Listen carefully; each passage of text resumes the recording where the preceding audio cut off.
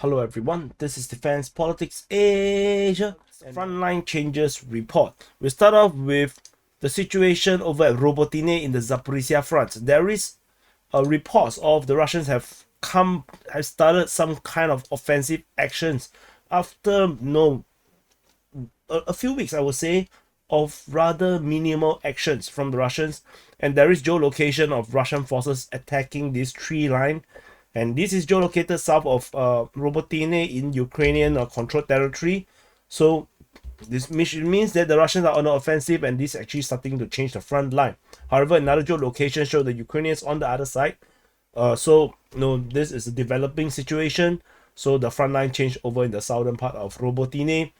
So I will talk more about it, about this Zaporizhia offensive the Russians have seemingly started later in the Sibra.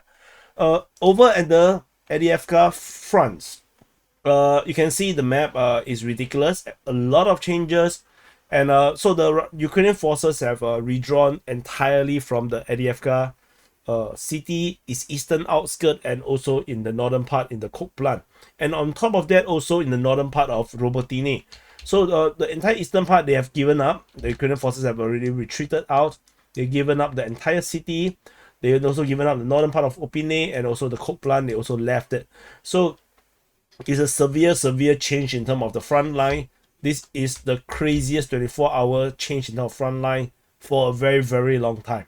I think the last one that we saw something like this was perhaps either the Ukrainian offensive in the Balaklia offensive, or some other outlets they call it the Kharkiv offensive, or during the Russian withdrawal in the Kherson front, where they withdraw south of the Dnieper River, or perhaps even earlier during the Russian liberation or capture of the entire Luhansk region, when after they broke the Zolote, they captured Severodonetsk and Lysychansk, and there's a mass withdrawal from the Ukrainians towards Bilohorivka and towards the Sivas front.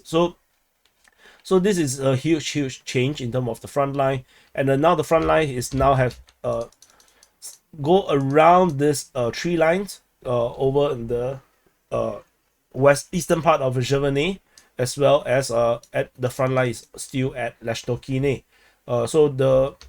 And Russian forces also in the coke plant region, they have captured the entire coke plant, and this is the front line change in terms of this northern part. I'm not sure the Ukrainians will continue to hold these lines or these tree lines, or at Stepove. It's very unclear what's the next plan for the Ukrainians right now, because the rumors of Ukrainian forces withdrawing from Leshtokine has been reported by the Russian sources due to the high buildings at the coke plant overseeing Leshtokine, making it impossible to be a defensive position. But we shall continue to monitor. So other than that, the details of the frontline change around all these regions is kind of pointless to go through, because it's basically everything. But given the size of the change in frontline, there must be Ukrainian forces that are still trapped within this captured region. And given the geolocations of the Russian forces at the Khimik region, in the city center, over in the railway station at the southern part of the lake, which means that the Russian forces has basically captured the entire area, and they have literally blockaded the entire exit out of the AVDIIVKA city. So any Ukrainian forces that is especially on the eastern front of this front line is going to be trapped, and they will either have to fight their way out, which I think is a silly idea, or they will have to surrender. So let's see how this progress. Other than that, we'll go on to the strategic and tactical reporting.